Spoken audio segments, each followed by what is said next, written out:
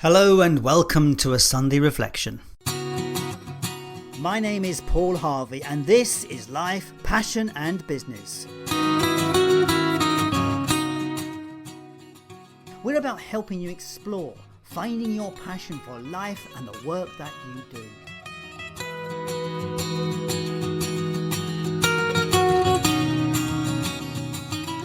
But it's so much more than that. It's about finding clues to the big life questions. What does it mean to be successful? What is the meaning of life?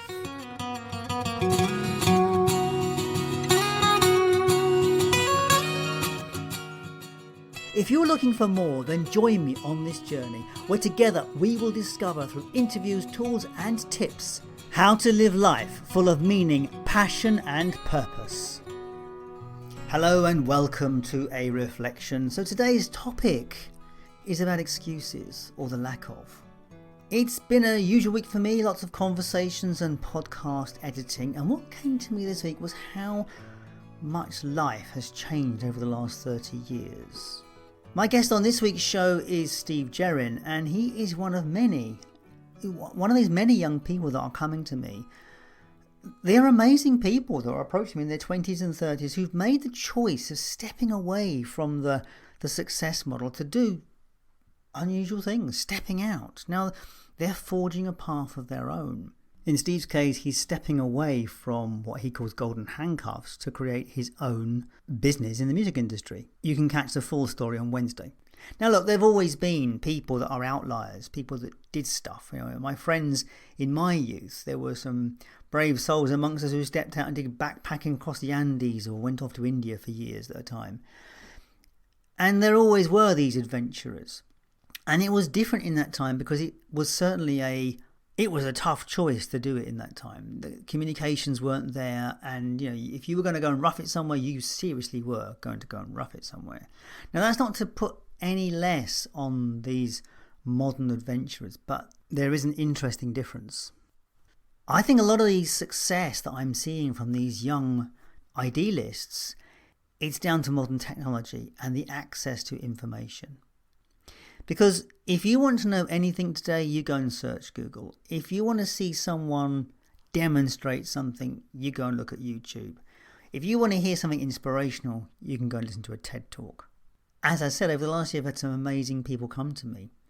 Brendan Kurosami is one. Now, he taught himself public speaking by watching YouTube videos and exploring the process, and then went on to create a channel of his own, and he's become an amazing success in training people in public speaking. He's got over 14,000 subscribers on his channel now. Another young guest was Jonathan Nazario. I think he was about 18 when he approached me and said I'd written a book about personal development. And he had spent years looking at YouTube videos around personal development. See, the advantage that these young entrepreneurs have is there are 50 years of uploaded information, and probably more than 50 years, on YouTube and on Google.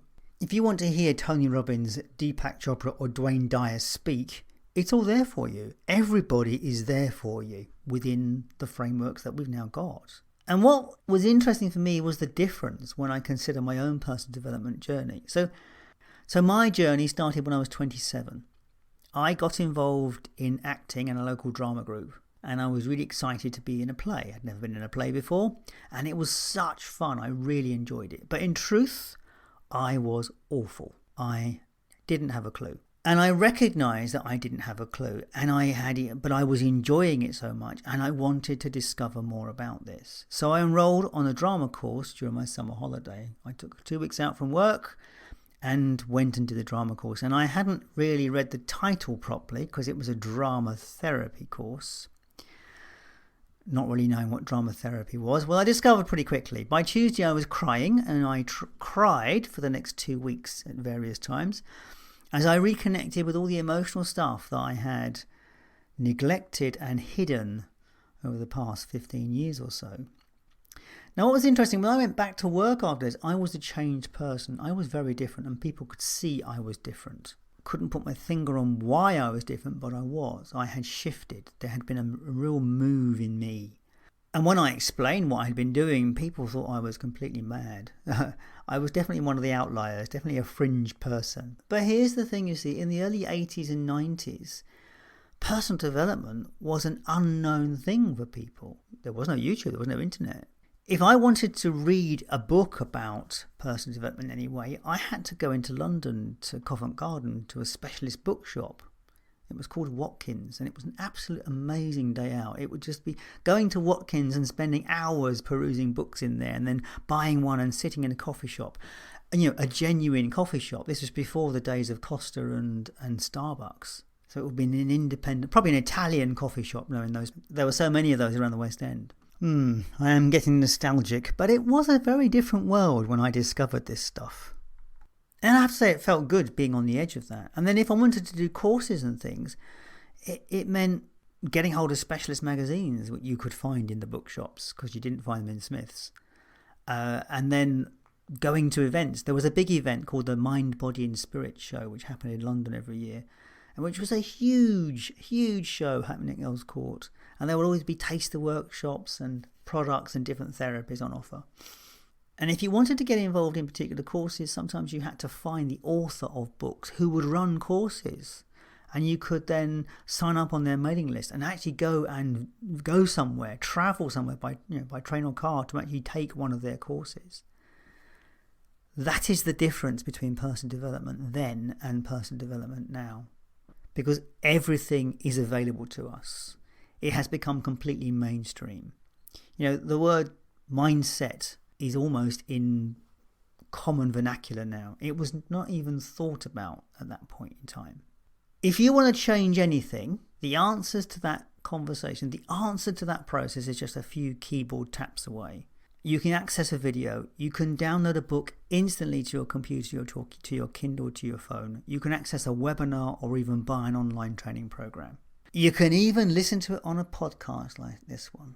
And that's why I think I am meeting so many young people that have had the advantage of all this information at their fingertips, who are making the life decisions that many of us make later in life, and they're making it at the beginning of their journey. Isn't that fantastic? Isn't that just a wonderful opportunity?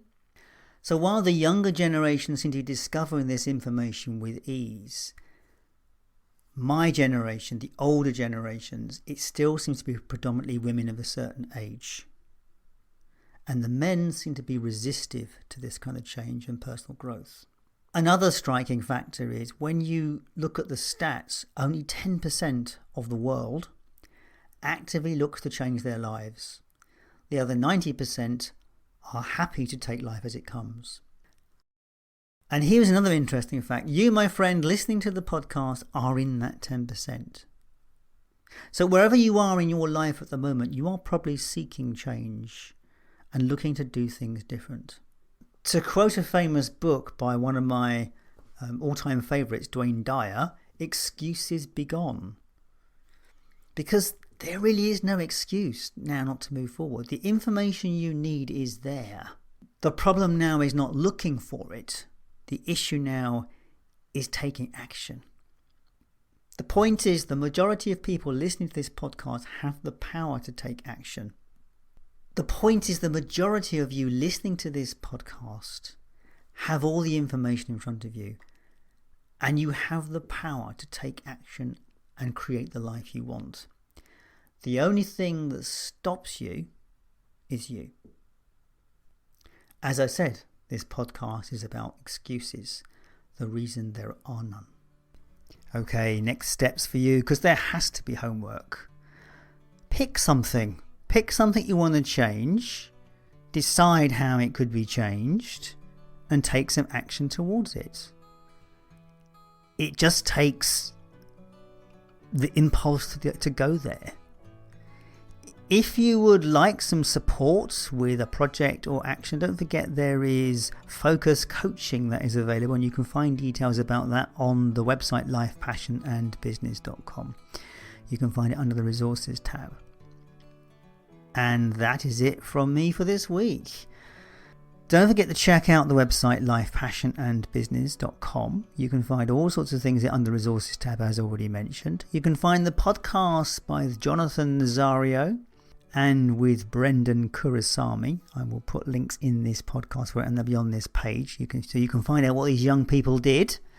And don't forget that Steve Gerrans' podcast comes out on Wednesday, and that is about a young man in the music industry who is bringing together musicians and composers. It's an interesting project. As ever, if you enjoyed this podcast, if you like any podcast, do support your content creators with likes, shares, and feedback of any sorts, because we all appreciate it. It's validation, and it also supports the podcast, supports algorithm, and helps people like yourself find good podcasts. So that's it from me. Thank you so much for your time and attention, and I'll catch you next time. All the best.